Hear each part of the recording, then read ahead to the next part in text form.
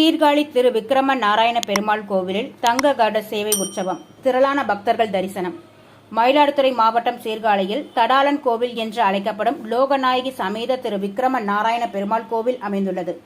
108 திவ்ய தேசங்களில் 24வது தலமாகவும் திருமங்கை ஆழ்வார்களால் மங்கள சாசனம் செய்யப்பட்ட தலமாகவும் இது திகழ்ந்து வருகிறது. இக்கோவில் மூலவரான திரு விக்கிரம நாராயண பெருமாள் தனது இடது காலை ஆகாயம் நோக்கி தூக்கியவாறு காட்சி தருகிறார். ஆண்டுக்கு ஒருமுறை வைகுண்ட ஏகாதசி தினத்தன்று மற்றும் பெருமாளின் வலது பாத தரிசனத்தை காணலாம். இத்தகைய சிறப்புமிக்க கோவிலின் ஆண்டு பிரம்மோற்சவம் கடந்த 13ஆம் தேதி கொடியேற்றத்துடன் தொடங்கியது. தொடர்ந்து ஒவ்வொரு நாள் மாலையிலும் பெருமாள் வீதி உலா நடைபெற்று வந்தது. 4ஆம் திருவிழாவான இன்று தங்க கருட சேவை உற்சவம் நடைபெற்றது. இதனை முன்னிட்டு பெருமாளுக்கு திருமஞ்சனம் செய்யப்பட்டு மாலை சிறப்பு அலங்காரத்தில் வேத மந்திரங்கள் ஒலிக்க மங்கள வாத்தியங்கள் இசைக்க தங்க கருட வாகனத்தில் பெருமாள் எழுந்தருளி பக்தர்களுக்கு காட்சியளிக்க பெருமாளுக்கு மகா தீபாரதனை நடைபெற்றது.